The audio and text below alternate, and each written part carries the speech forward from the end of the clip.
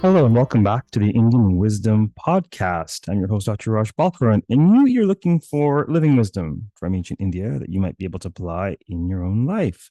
Now, one of the questions or sort of areas of inquiry that come up often in teaching is the theme of decapitation. Ganesha has an elephant head. He didn't always. He has an elephant head because his original head was decapitated. Uh, More on that from last week's podcast episode. The great goddess Durga Kali, decapitation galore. Yeah. Kali in the Devi Mahatmya is described as being birthed from the wrath of Durga, from her third eye, from her scowl, because demonic forces are trying to assault her, drag her by her hair, and make her the wife of their overlord. And so she's unimpressed.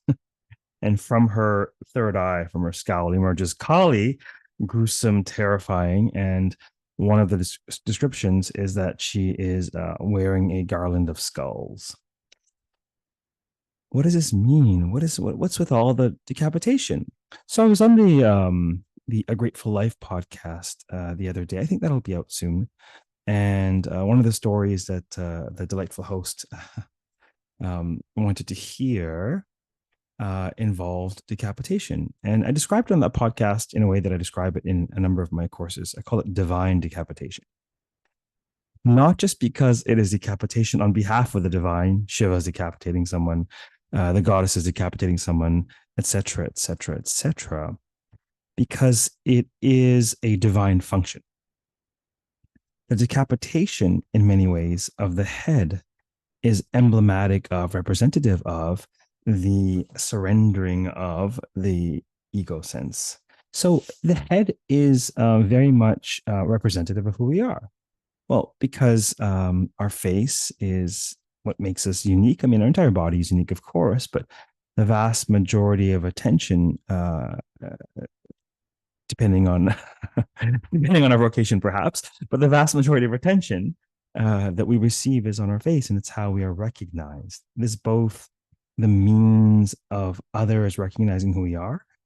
It is also the means of we expressing how we feel, sometimes even what we think, a furrowed brow and all that. It is also home of the senses, right?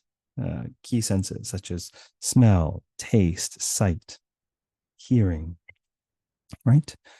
And so it is very much our interface with the world. Our ego sense is very much tied up into our face, both our own sense of our ego sense and also the ways in which we project that ego or persona out into the world. So the face or the head is crucial, and not just the prima facie face, but in our noggin, in our brain, our functioning, our computing, our recollecting, our reminiscing, right?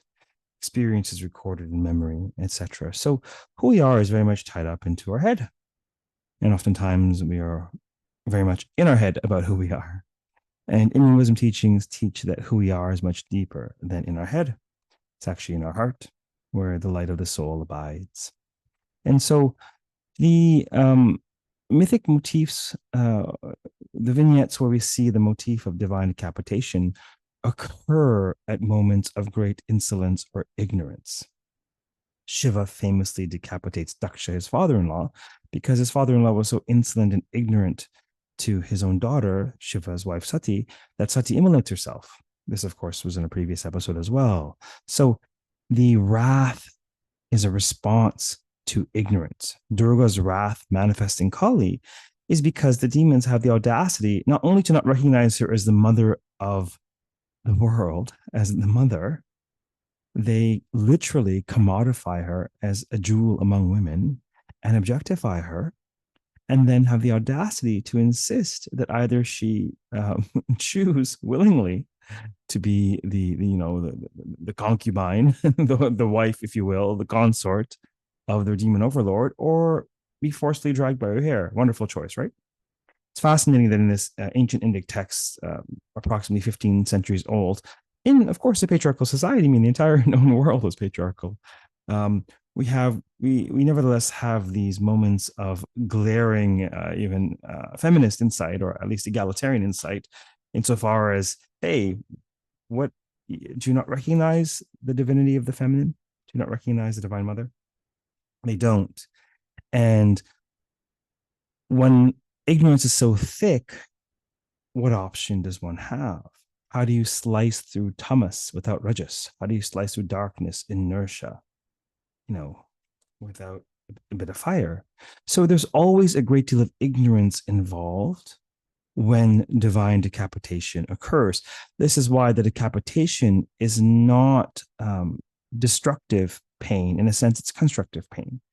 The people being decapitated, such as Ganesha and Daksha, they end up seeing through divine sight, or seeing through a higher octave of their ego sense, more sublimated sense of self, where their ego's out of the way and they can see more clearly.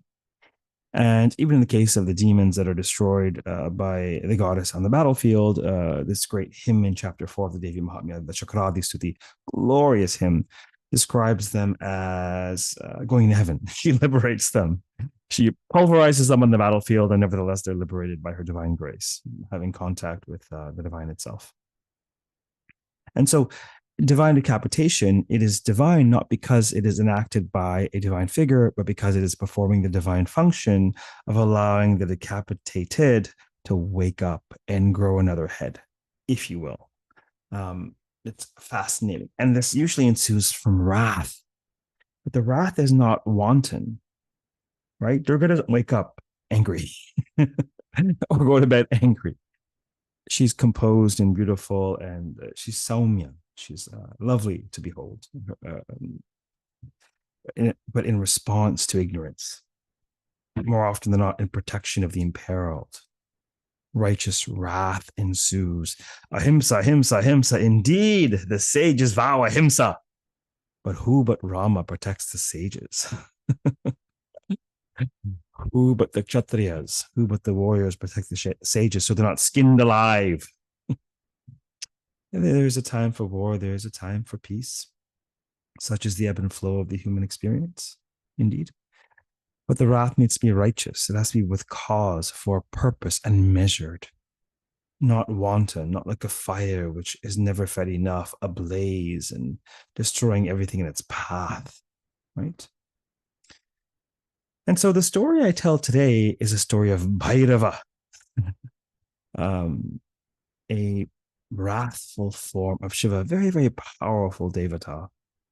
There's a lot of lore and a lot of practices around the deity Bhairava as a fierce form of Lord Shiva, who himself is a destroyer god.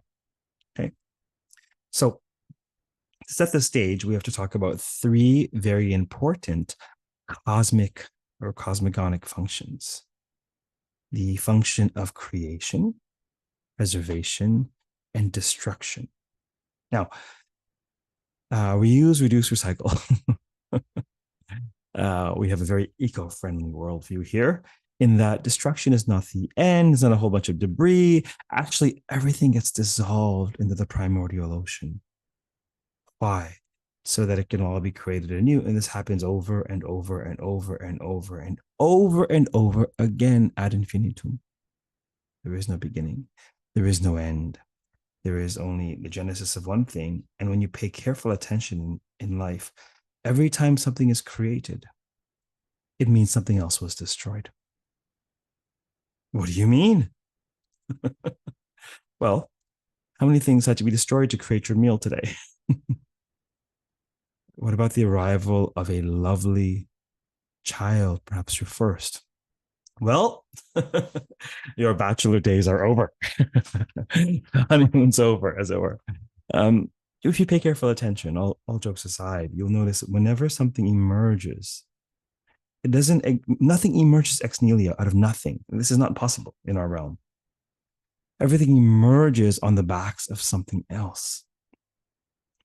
And if you pay careful attention, you'll see that nothing dissolves into nothing.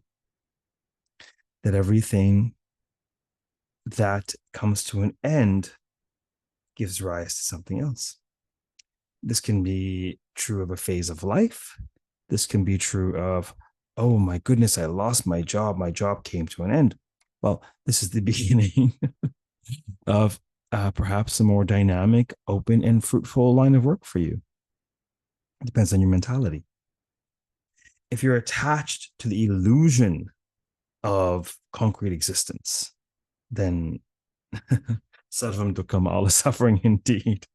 If you understand that all things are in flux, if you understand that we are expressions of karmic ripening, if you will, and that the ripening is dynamic, not static. The apple that falls and is decomposed is nothing more than fodder for new fruit. The fruit that spawned from the tree is nothing more than resulting from that which is decayed, has been decayed. This dynamic thinking will quite serve you in life, actually. So there are these three functions: creation, preservation, destruction. And these three functions are personified by and carried out by the three deities that are part of the Trimurti. Okay, Brahma, the creator, grandfather time, if you will, four-headed, bearded. He's created, so he's just hanging out. He gives the odd boon here and there. And, Vishnu, the preserver. Now, he's got the lion's share of the work in a sense, because he's got to tend to the garden. He doesn't just plant the seed. He doesn't just rake it up when it's all done.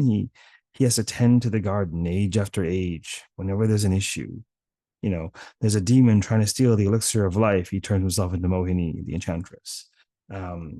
We need help churning the ocean for the elixir of life, he turns himself into Kurmavatara, the tortoise. Literally on Vishnu's back, the churning occurs.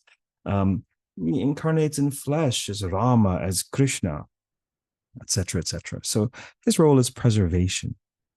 Okay. Shiva's role is destruction. Now, I think of destruction very much as transformation because of what was mentioned earlier. Destruction in the Indic context is understood consciously and unconsciously as a means of transformation.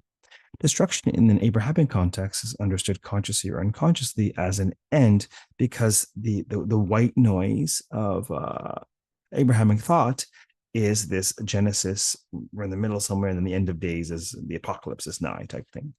This is a prevalent idea, but it's a very different backdrop than we see in Indic thought. And so destruction really is transformation, because nothing is ultimately destroyed. So Shiva is a great transformer. This is why he is used, he is drawn upon in tantric thought. Tantra has to do with sacred transformation. Okay. So there's Brahma, the creator, there's Vishnu, the preserver, and Shiva, the destroyer or transformer. Okay.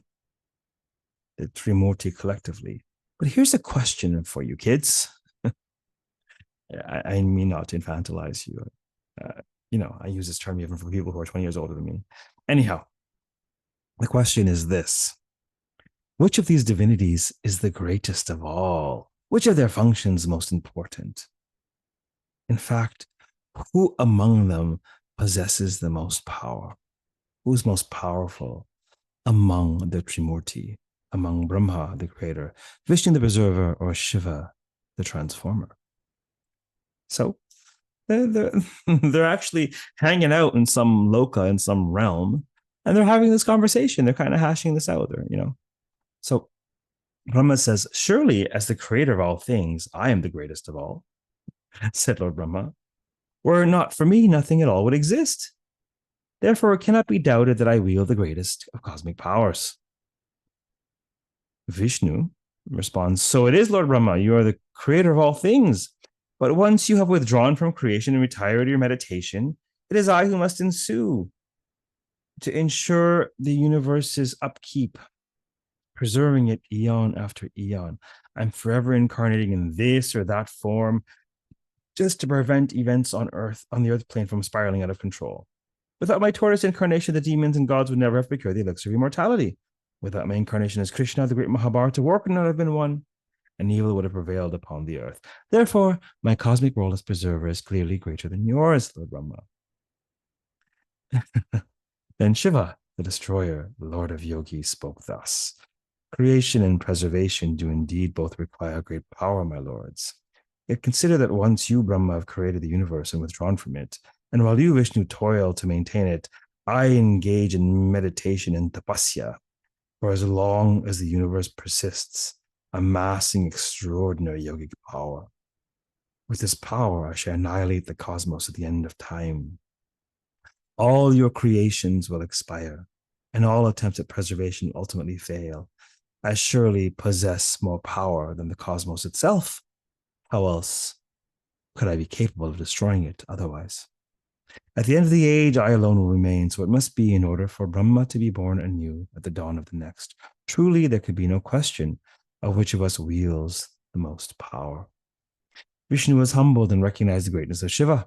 He contentedly conceded. It stands to reason that you do indeed wield the greatest power, the power to annihilate all things garnered through extraordinary yogic practice. Glory to Shiva, the Lord of Yogis. But Brahma was proud of his creation, and he grew agitated by Shiva's, words to him unsavory. He's a little bit triggered. Do neither of you realize that I am grandfather of all creation? What would exist without my creative power? Shiva, you think you are powerful. Without me, you are nothing but an unwashed, reclusive, self-absorbed ascetic. We may each have 5 heads, but my divine eyes see clearly, while yours appear to be clouded with ceremonial ash. This is a time when Brahma actually had 5 heads, not 4. Vishnu gasped.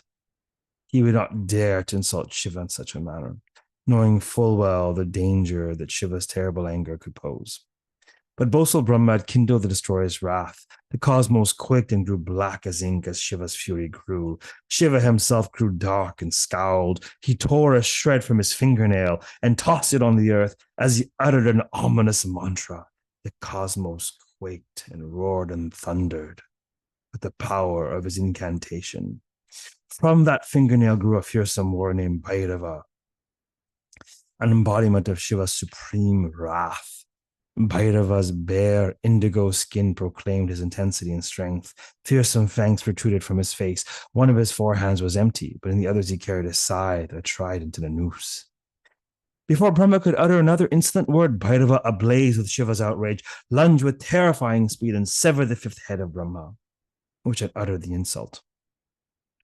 Bhairava carries Brahma's decapitated skull in his 4th hand to this day. Upon decapitation, the creator immediately realized the error of his arrogance. Humbled by the ordeal and purified by Shiva's punishment, pedagogical punishment, right? Brahma recognized the supremacy of Shiva's colossal power. He exclaimed with all 4 of his remaining heads, facing all 4 cardinal directions, "Glory to Shiva, great destroyer. Hail Shiva, great God, Lord of Yogis. Victory to Bhairava, Shiva's fearsome wrath." Now, here's a bit of that was the rendition is commonly the case on this podcast from the stories behind the poses. Here is what I call the spiritual gloss, or the emotional, social, spiritual commentary on the tale.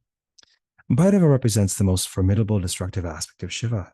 He is fearless and fearsome. He represents the courage and force required to combat toxic ego, whether within or without. The arrogance to be found in the creator mirrors that found throughout his creation. This egoistic aspect found in self and others thwarts divine aspirations and curtails divine consciousness.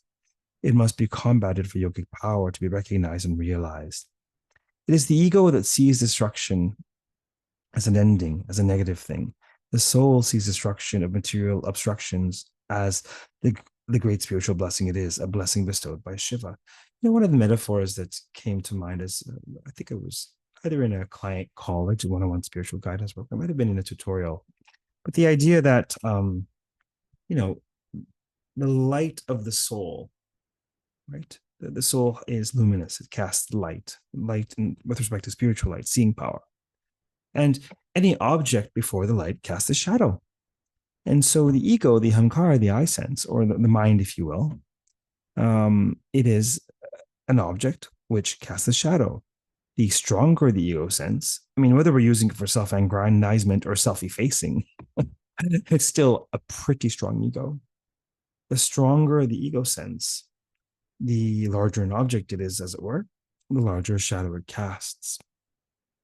And who knows what lies in the darkness, what ghouls and goblins creep in our unconscious, what desires, fantasies, entities.